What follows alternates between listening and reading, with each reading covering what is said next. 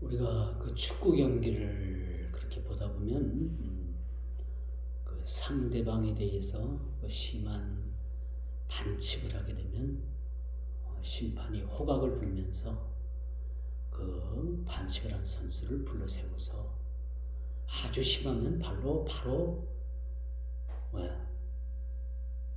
빨간 그런 티켓을 빨간 레드 카드를 딱 내밀어서 퇴장을 바로 시켜버리잖아요. 근데 이제 축구를 하면서 어쩔 수 없이 상대방에게 반칙을 할 때는 있어요. 그럴 때는 심판이 그 선수를 불러 세워가지고 무슨 카드를 줘요? 옐로우 카드, 노란 카드를 딱 주고 경고를 하죠. 한 번만 더 이런 그런 반칙을 하게 되면 당신은 바로 퇴장이다, 레드카드다 라고 경고를 합니다. 마치 우리 인생도 이와 같아요. 우리가 어떤 일에 있어 심취하고 어떤 일을 함에 있어서 그것이 하나님 보시기에 정당하지 않으면 하나님께서는 바로 옐로우 카드, 노란 카드를 딱 들어서 경고를 합니다. 그렇죠? 그 죄에서 돌아서라는 겁니다. 하나님 뜻에 반하는 그런 삶에 대해서는 하나님께서는 기뻐하시지 않지요. 그 때문에 하나님께서 기뻐하시는 그런 우리 삶이란 뭐냐? 온전한 믿음으로 삼위 되신 하나님을 섬기고, 그렇죠? 내 이웃을 내 몸과 같이 사랑하는 그런 그리스도의 빛된 삶이 사실은 우리의 신앙의 이것이 바탕이 되어야 되는 거예요. 어떤 사람들은 교회 나올 때는 거룩하고 교회 나와서는 집사하고 그런 또 장로고, 그런데 세상 나가면은 세상 사람들보다도 더 그러한 나쁜 그런 삶을 사는 사람들도 많이 있습니다. 왜 그럴까요? 이것은 예수님을 못 만난 거예요. 우리가 수십 년 예수를 믿어도 예수님을 만나지 못하면, 예수님을 인격적으로 만나지 못하면 그 신앙은 모르긴 몰라도 마지막 때에 주님께서 난 너 몰라, 난 너 누군지 몰라 하고, 주님, 제가 주님의 이름으로 병도 고치고 주님의 이름으로 내가 봉사도 하고 헌신도 하고 내가 여러 가지 더 일도 했고 병든 자를 찾아가서 약도 주고 물도 주고 그렇게 제가 돌봤는데 왜 나를 모릅니까? 나는 너를 도무지 모른다. 이 불법을 행한 자들을 다 내게서 떠나가라 라고 주님 그렇게 말씀하십니다.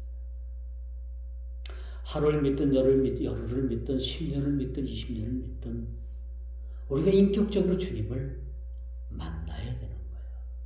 만나지 못하면은 죄송하지만 세상에서 가장 불쌍한 사람이 되고 마는 것입니다. 우리 인생에 있어서 이 경고, 하나님께서 이렇게 하면 안 돼, 이래서는 안 돼, 돌아와, 그렇게 경고할 때에 그 경고가 지나간 후에는 반드시 심판이 예고되어 있다는 사실을 우리는 알게 됩니다. 하나님께서는 경고 없이 바로 심판하시는 분 아니에요. 지금도 예수님께서 오늘 저녁에도 당장 오실 수도 있지만 왜 하루하루를 예수님께서 오시는 그 재림의 날을 늦추시는지 여러분 알고 계십니까? 한 심령이라도 더 회개하고 돌아오게 하기까지의 그런 시간을 하나님께서는 기다리고 계신다는 겁니다. 그런데 히브리서 12장 8절을 보니까 징계는 다 받는 것이거늘 너희에게 없으면 사생자여 참 아들이 아니니라. 우리가 예수를 믿으면서도 우리에게 고난이 있죠. 있어요? 고난이 있잖아요. 예수 믿고 모든 것이 잘 되고 모든 것이 형통하고 만사 형통한다면 예수에 안 믿을 사람이 어디 있어요? 우리가 여러분 성경에 만사 형통으로다가 그렇게 번역된 부분들은 이 한글 번역이 잘못됐다고 제가 지난주에도 말씀을 드렸죠. 예수 믿는 것이 만사 형통이 아닙니다. 예수를 믿으면 그 즉시 그 고난도 함께 짊어지는 것이 그리스도인의 삶인 거야. 거기서 우리가 주님을 보게 되고요. 거기서 우리가 주님의 형상을 보게 되고 거기서 하나님의 뜻을 우리가 발견하게 되고 거기서 우리가 참 그리스도인의 삶이 무엇인가라는 것을 우리는 깨닫게 되는 거예요. 이것이 참다운 그리스도인의 몫이라고 볼 수가 있습니다. 그런데 여러분 사생자는 어떻습니까? 사생자는 뭐예요? 경고 없이 하나님의 심판이 이르게 되는 겁니다. 사생자는 뭡니까? 또 하나님 앞에 사생자가 됐다는 것은 뭘 말합니까? 하나님의 관심 받게 대상이 되는 거예요. 하나님의 관심에서 벗어난 걸 말하는 겁니다. 우리가 얻어맞던 신앙생활을 우리가 엉망으로 하든 진착으로 하든 하나님께서 그 사람에게서 관심에서 떠나지 않았다는 것이 사실은 이게 행복인 거예요. 그렇지 않겠습니까? 이게 복인 겁니다. 무엇이 행복입니까? 날마다 우리에게 일용할 양식을 주는 것도 행복이고요. 우리가 좋은 음식 만난 곳에 가서 여행을 하는 것도 행복입니다. 그러나 이보다도 더 큰 행복이 무엇인가? 그것은 하나님께서 우리를 사생자와 같이 버리지 아니하시고 온통 하나님의 관심, 온통 우리 예수님의 관심은 저와 여러분들을 향해서 향합니다. 우리 예수님의 관심은 뭔 것 같아요, 여러분? 뭐라고 생각을 합니까? 저와 여러분과 같은 이 부족한 사람들에 대해서 온통 관심을 가지고 계시는 분이 바로 우리 예수님이신 거예요. 그것이 사랑의 증가로, 사랑의 증거로 그렇게 나타난 거죠. 오늘 우리가 이사야서를 이렇게 계속 언급하면서 두로에 대한 경고라, 시돈에 대한 경고라, 바벨론에 대한 경고라, 아수르에 대한 경고라, 아라비아에 대한 경고라, 많은 주변국들에 대해서 경고성 그런 메시지가 계속 나오는 거예요. 왜 이런 경고가 나올까요? 그것은 하나님께서 비록 이방의 나라지만은 하나님께서 경고하심으로 말미암아 그들 중에서 듣고 깨달아 주께로 돌아올 자들을 위한 그러한 하나님의 배려라고 말씀드릴 수가 있겠습니다. 요나가 니느웨 성에 가서 하나님의 복음을 전하죠. 얼마 안 있으면 이 성이 멸망할 거니까 너희는 죽든지 살든지 나는 이 말만 전하러 왔다. 어거지로 전했어요. 어거지로. 왜? 니느웨라는 그 아수르의 수도는 끊임없이 이스라엘을 괴롭혔던 그러한 나라인 거예요. 어떻게 보면 원수와 같은 나라인 거예요. 그곳 수도 한복판에 가서 그들을 회개시켜서 그들을 구원하겠다는 하나님의 메시지를 선지자 요나가 이 말씀을 전하는 것이 마음이 편했겠느냐? 절대 편할 수가 없었죠. 원수와 같은 나라에 뭐가 좋다고 가서 그들에게 하나님의 심판이 이르리니까 너희들은 회개하고 돌아오라는 메시지를 전할 수가 있겠어요. 어거지로 그냥 반신반의로 그 니느웨 성에 가서 하나님의 복음을 전했을 때, 경고의 말씀을 전했을 때 왕으로부터 시작해서 신하, 아주 백성, 가장 말단에 이르는 사람들에게까지 죄를 뒤집어쓰고 베옷을 입고 그들이 하나님 앞에 회개함으로 말미암아 하나님께서 그 니느웨 성의 심판을 계획을 취소하셨던 사실을 우리는 잘 알고 있습니다. 여러분, 하나님의 무관심은 징계를 받고 심판을 받는 것보다 더 무서운 거예요. 여러분들이 부모된 입장이고 자식된 입장에서 한번 생각해보면 부모가 그 자식에 대해서 무관심하는 부모가 어디 있겠어요, 그렇죠? 고슴도치도 제 새끼는 뭐야 이쁘다고 다 자기 자식을 애지중지하게 그렇게 생각하는 다 부모의 마음인 거예요. 근데 부모가 아이고 저놈은 내가 낳은 자식도 아니고 주워온 자식이고 나는 관심도 없어. 저놈은 사생아야. 관심 밖에야. 그럼 그 사생자에게 관심을 둘 수가 있겠습니까?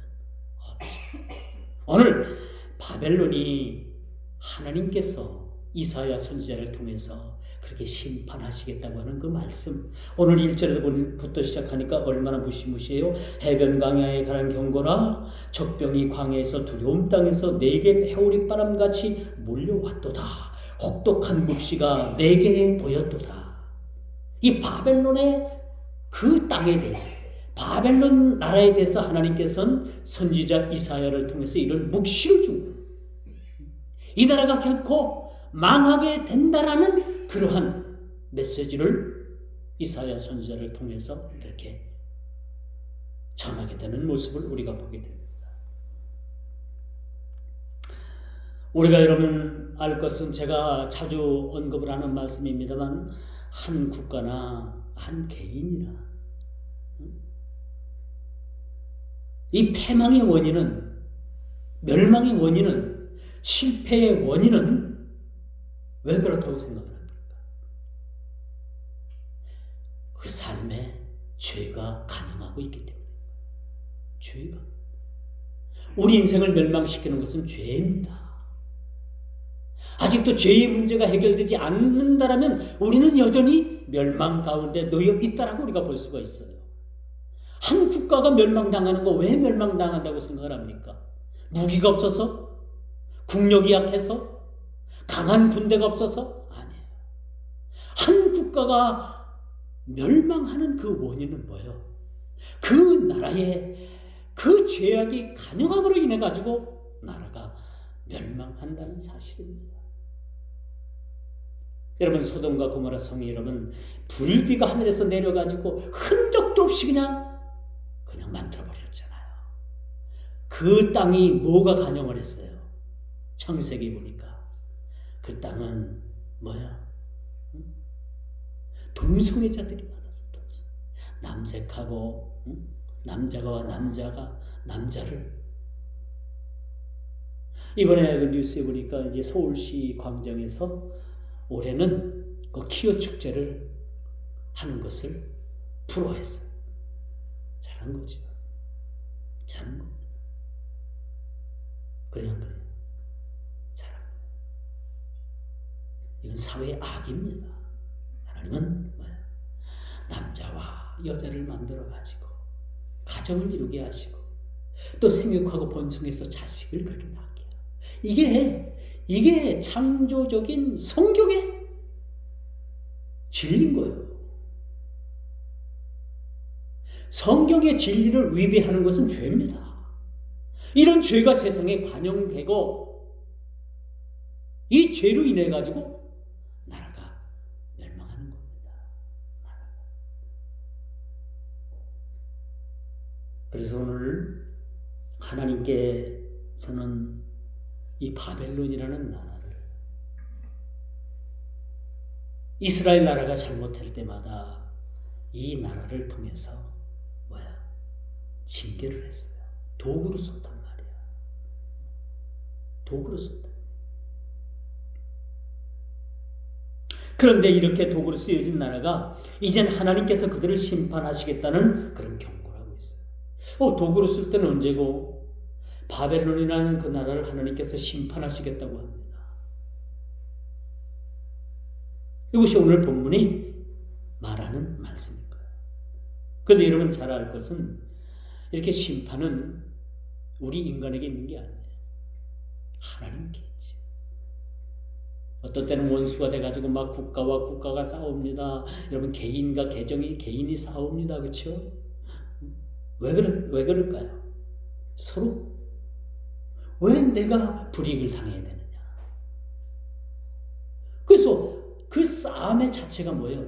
서로 싸움을 통해서 문제를 해결해야 되겠다는 의미에서 그렇게 싸움도 일어나게 되는 거죠.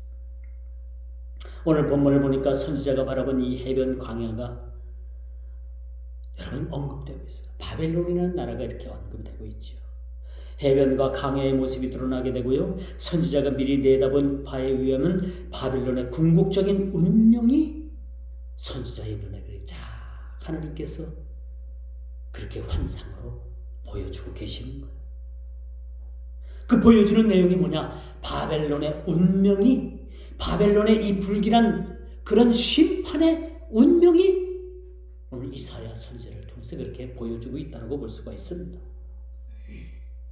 이사야 선지자가 바라본 이 예언이 선지자의 환상 속에서 점점 구체화되어 가고 있지요. 이렇게 심판을 예고할 때 하나님께서 우리 인생들에게 너 그거 잘못했어. 그렇게 하면 안 돼. 돌아오라 십자가 앞에. 그렇죠? 돌아오는 자마다 그 십자가 밑에 나와 자기 죄를 토설하는 자마다 하나님께서는요 그것보다 더 기뻐하시는 일이 없어요.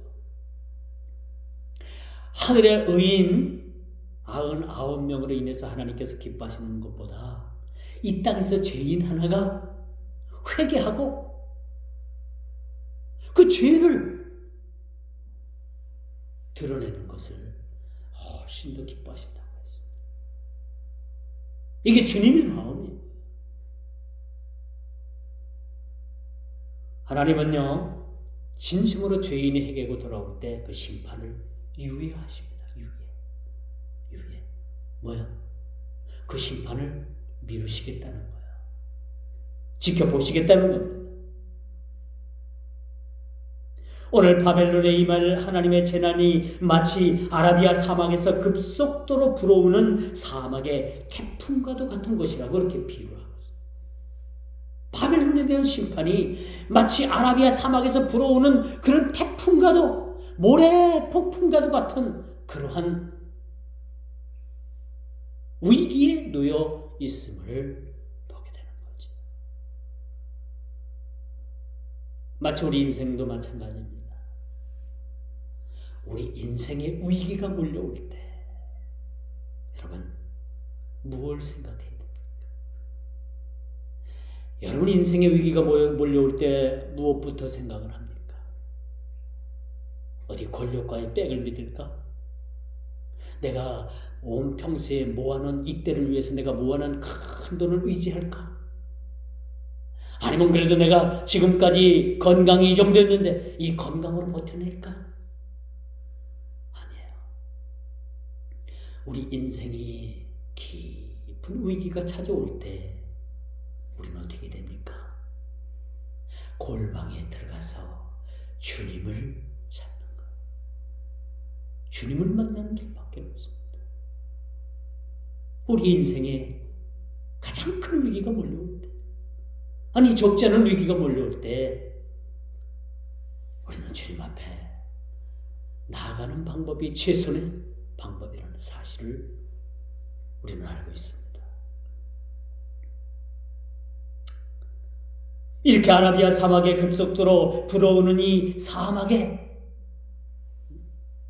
모래 열풍을 누가 막을 수 있겠습니까? 요즘 황사로 인해 가지고 호흡기 질환자, 안과 질환자, 그렇죠? 많이 늘어나고 있습니다. 황사를 줄이기 위해서 우리나라를 비롯해서 일본이나 많은 그 주변에 있는 나라들이 그 중국의 땅에 가가지고 나무를 많이 심어줘요. 근데 나무가 어느 정도 자랄 만하고 자라니까 이 사람들이 그 나무를 배에다가 뗄까 그렇습니다. 이런 몰상식한 일들이 어디 있겠어요.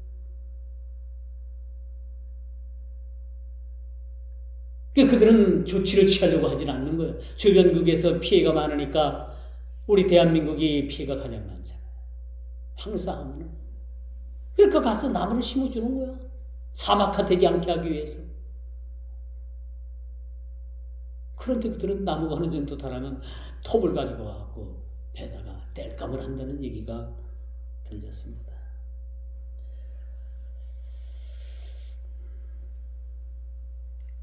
여기서 이 바벨론이라는 나라를 하나님께서 또 징계의 도구로 쓰셨지만은 이 바벨론에 대한 그 심판을 오늘 보니까 아주 강력하게 경고를 하고 있습니다.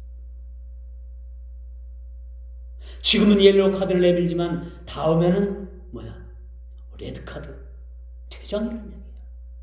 퇴장의 의미는 뭡니까? 심판을 의미한다라고 말씀드릴 수가 있습니다. 이런 한상을 보면서 오늘 이사야 선지자는 그 심판을 예고한 그 나라를 보면서 마음이 어땠는지 마치 그 3절에 보니까 나의 요통이 얼마나 심했다라는 것을 오늘 본문을 통해서 보고 있습니다. 선지자도 이러한 심판의 경고의 말씀을 보면서 얼마나 마음이 안타깝고 마음이 아픈지 그 요통이 왔다고 했어요. 요통. 마치 해산이 임박한 여인의 고통 같은 고통이 그를 엄습했다라고 그렇게 말씀해 주고 있습니다.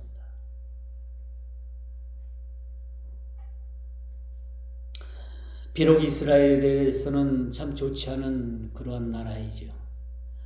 오늘 일본의 기시다 총리가 한국을 그렇게 방문하는 날입니다. 오늘 온답니다. 왔을지도 모르고 이 시간쯤이면. 일본과 우리는 참 역사적으로 볼 때 참 잘못 엮였죠. 좋은 이웃이 되어야 되는데 그렇게 침범을 당하고 이뿐입니까?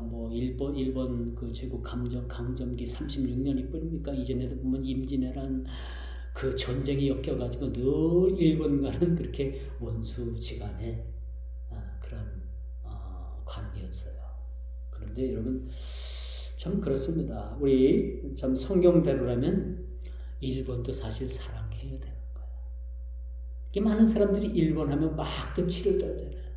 그러면서 일본 제품, 좋은 제품은 다 갖다 쓰더라고, 또 한국 사람들이. 이건 또 뭡니까? 어떻게 해석을 해야 되는 거예요? 성경적으로라면 원수도 품어야 되는 거예요.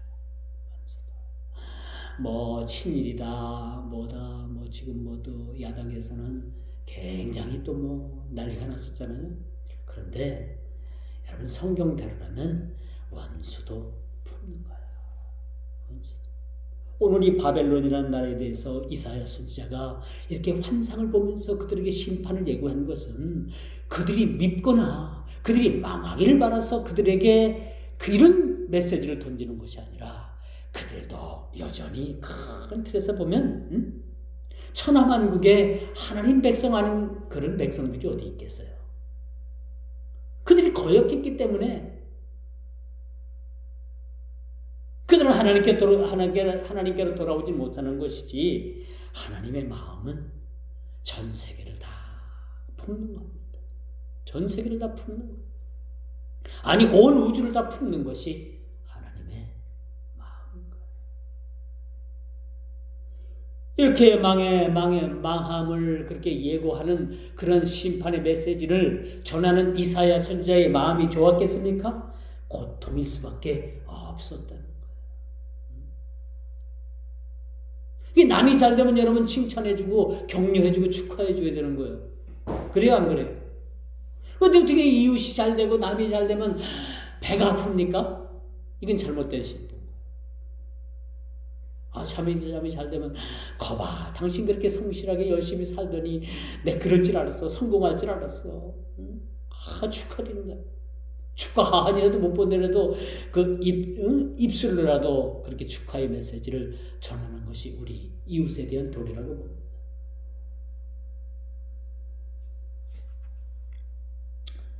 그렇기 때문에 이 말 심판을 피할 지혜가 바벨론에겐 필요했던 거예요. 이렇게 경고하는 메시지를 통해서 돌아오는 겁니다. 아마도 오늘 이 본문을 기록한 이 성경 기자는 바벨론에 대해서 적어도 이 경고의 말씀을 듣고서 돌아와야 된다라는 그런 전제를 깔고 이 말씀을 그렇게 기록했다라고 말씀드릴 수가 있는 것이죠. 하나님께서 뜻을 정하셨다가도요, 죄인이 진실로 회개하고 뉘우치면 하나님께서는 그 뜻을 처리하십니다. 없던 일로 하시는 거예요. 이게 우리 주님의 마음이신 거죠.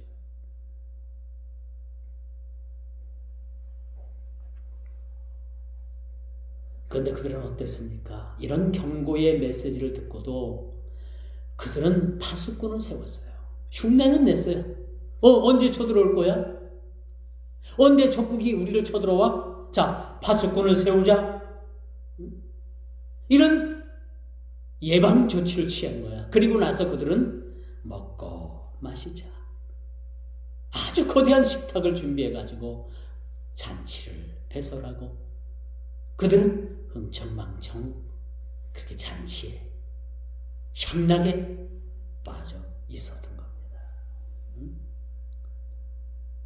근데 선지자는 뭐라고 말씀을 해요? 아니야, 그러면 안 돼. 너희들 방패에 기름을 바르고 전쟁을 준비해야지. 파수꾼만 세워서 되겠느냐? 오늘 본문의 말씀이 바로 그런 이야기예요. 6절이죠. 가서 파수꾼을 세우고 그 보는 것을 고하게 하되 멸망의 칼을 들고 오는 데서 오는 메대, 바사, 군대와 바벨론의 멸망이 선지자의 눈으로가 아닌 파수꾼의 눈으로 그렇게 비춰지고 있음을 보게 됩니다.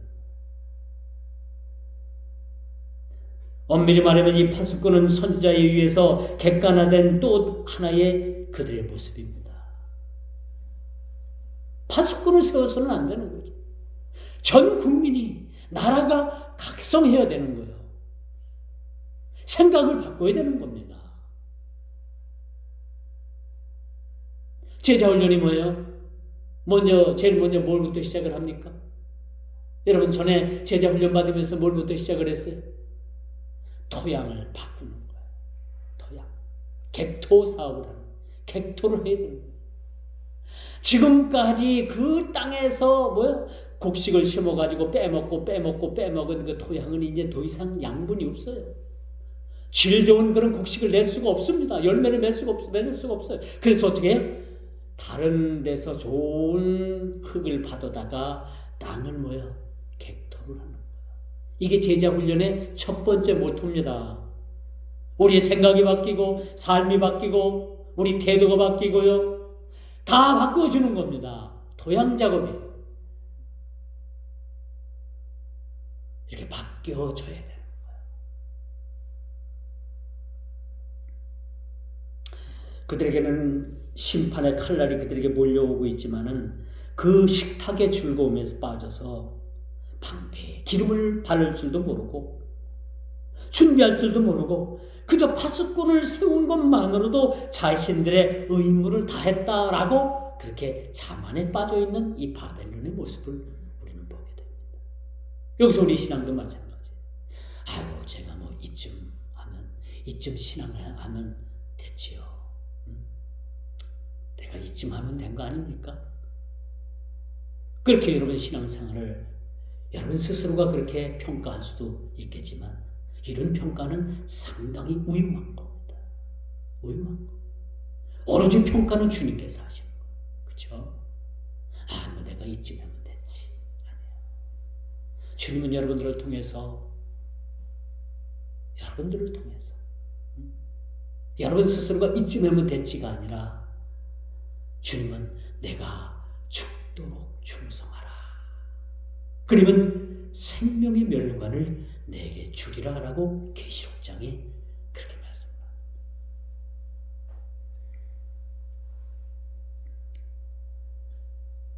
이런 말씀으로 10절 말씀으로 이젠 선지자는 바벨론에 대한 경고를 끝을 내는 모습을 보게 됩니다. 이 정도 여러분 심판에 대한 예고를 듣는다면 우리는 어떤 그런 모습일까요? 살이 떨리겠죠. 그렇죠? 이빨이 서로 막 부딪히겠죠. 이런 경고의 메시지를 듣고도 그러려니 하는 그런 사람이 있습니까? 그런 나라가 있겠습니까? 그럼 반드시 망하는 거예요. 이렇게 날마다 잔치를 배설하고 이렇게 흥청망청 식탁을 대하던 이 모습이 다니엘서 5장에 보니까 이 벨사살 왕이 잔치를 이렇게 벌려가지고 잔치에 빠져 있을 때 뭐야? 하나님의 심판이 임한 거. 하나님의 심판이 임해서 수천 명이 죽고 나라가 여러분 흔적도 없이 사라지는 그런 역사적 사건을 우리가 다니엘서 강의 예전에 했잖아요. 5장에서 그렇게 증명해 주고 있습니다. 요즘 냉전 종식 이후에 없던 핵전쟁 위협이 요즘 자주 대두가 되고 있습니다.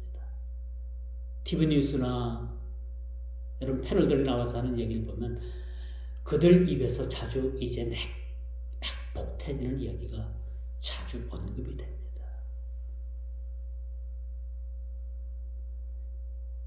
이른바 신패권주의가 다시 세계의 정세를 재편하고 있는 모습을 보게 됩니다. 러시아가 우크라이나에 대해서 불리하면 핵폭탄도 그렇게 쏘겠다라는 말을 지금 하고 있잖아요. 앞으로의 인류의 멸망은 패권주의에 의한 충돌로 인해서 그 종식을 고하게 될 것입니다. 모르긴 몰라도 그래요. 이 패권주의 이것 때문에 이제 세계가 그동안에 만들어 놓은 이 핵폭탄이 터지면 끝나는 거 아닙니까 지금. 우리는 여전히 머리 위에 핵을 이고 삽니다. 핵을 이고 삽니다. 오늘 이 바벨론의 멸망의 역사는 선지자의 눈을 통해서 확인되었습니다. 여러분, 형벌의 밤이 임할 것을 우리는 준비해야 됩니다. 주님의 재림은 우리 그리스도인들에게서는 한없는 기쁨이요 즐거움이지만은 또 한편으로는 뭐예요? 또 한편으로는 하나님의 심판의 밤이 임할 것을 우리는 기억을 해야 돼요. 비록 아침에 시간이 올지라도 영적인 흑암은 계속되어진다는 것이 역사적인 그러한 사건으로 우리가 봐야 됩니다. 현대를 사는 우리들에게 주는 이 상황은 우리는 지금 밤에 어느 지점을 지나고 있습니다. 여러분, 이 시대는 암흑의 시대입니다. 이 밤이 어느 경점에 와 있는가라는 것만큼은 우리가 확인해야 되는 거예요. 그렇죠? 얼마나 밤이 남았는가? 얼마나 지내야 우리가 새벽에 올 수가 있는가? 이것을 우리가 늘 깨어서 확인해야 된다는 것. 이 고난의 밤은 언제나 끝나는가? 반복된 이 물음, 오늘 21세기를 사는 저와 여러분들이 주는 영적인 상황임을 우리가 보게 됩니다. 이 얼음치룩과 같은 이 밤이 언제 끝나는가? 언제 새벽이 오는가? 이 경점을 우리는 영적인 안목을 가지고 체크해야 된다는 얘기예요. 우리 인생에 있어서 늘 즐거운 날만 우리에게 있을 수는 없습니다. 그렇죠? 우리 모든 인간에게 이것이 공통적으로 느끼고 경험되어지는 거. 좋은 날이 있으면 좀 서글픈 날도 있고요. 그렇죠? 우리 인생에 오르막이 있으면 내리막도 있는 거.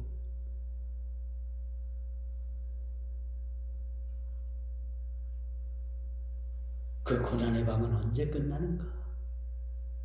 그 고난의 밤이 언제 밝은 광명으로 돌아오게 되는가? 이 바벨론에 대해서 주는 이 교훈은 그들에게 있어서 영적이나 또 실제적으로 그들에게서 주어지는 이 교훈을 통해서 그들은 돌아와야만 됐던 거예요. 근데 역사는 아이러니하게도 이 바벨론이 망하게 됩니다. 나라가 망하는 거예요. 우리 인생의 밤도 어느 경점에 와 있는가라는 것을 깨닫지 못할 때는 언제 도적이 우리 인생에 이 밤에 들어올지 모르기 때문에 깨어 우리 눈에 우리 입술에 파수꾼을 세울 뿐만 아니라 우리에게 방패, 이것을 방패를 잘 기름을 바르고 준비해야 해요. 이런 삶이 이 바벨론에게 있어서 취해져야 됨에도 불구하고 이들은 이젠 이후에 시간이 흘러서 바벨론이 멸문지하에 그렇게 놓이게 된다는 사실을 우리가 보게 됩니다. 한 국가나 우리 한 개인이나 똑같아요. 모든 과정들이 같다는 얘기입니다. 왜 인생이 망합니까? 여러분, 왜 인생이 망한다고 생각을 합니까? 하나님 없이 잘 되어 보겠다고 하는 사람은 여지없이 다 망해요. 잘 되고 있다고요? 아니에요. 꽃이 화려하다고 해서 그 꽃이 다 열매를 맺던가요? 아니에요. 꽃이 아무리 화려해도 열매는 따로 맺습니다. 이것이 우리 인생입니다. 하나님 없이 잘 되어보겠다고 하는 이러한 삶, 이건 버려야 되는 거예요. 안 됩니다. 잘 되는 것 같아도 마지막 끝을 하나님께서 확 바꿔버리시면 그 인생 끝나는 거예요. 되돌릴 수가 없습니다. 어떤 젊은이가 죽었잖아요. 근데 병원에서 어떻게 해갖고 잠깐 깨어났어요. 이걸 본 목사가 너무 좋아가지고, 근데 이 젊은이가, 목사님, 제가 천국 갈 수 있는 길 좀 가르쳐주세요. 제가 구원받을 수 있는 길 좀 가르쳐주세요. 그래, 알았어. 이 목사님이 열심히 이제 구원받는 길에 대해서 성경을 피려고 막 찾는데 이 잠시 깨어났던 젊은이가 꼴깍하고 죽어버렸어요. 아주 죽어버렸어요. 그는 영영이 깨어나지 못했어요. 이거보다 더 안타까운 현실이 어디 있겠습니까? 항상 기회는 주어지는 게 아니에요. 기회가 왔을 때 잡아야 돼요. 하나님께서 회개에 그러한 신호를 보내주셨을 때, 그런 하나님께서 그런 자리를 베풀어 주셨을 때 회개해야 합니다. 회개해야 돼요. 돌아와야 되는 겁니다. 돌아오는 자마다, 십자가 앞에 돌아오는 자마다 주님은 그들의 문제를 해결하지 않은 부분이 없어요. 다 해결해 주십니다. 여러분, 신약 성경을 읽으면서 공통적인 부분들이 뭐예요? 제가 자주 말씀을 드리지만 주님 앞에 나와 고침받길 원했던 그런 병인들마다, 환자들마다 고치지 않고 돌아가지 않은 환자가 없었어요. 배고픈 자에게 먹여주시고 38년 된 그런 병자를 주님께서 고쳐주셨잖아요. 자, 말씀을 통해서도 이 말씀을 우리가 깊이 묵상하면서 우리의 신앙의 깊은 밤의 경점은 어디에 있는가?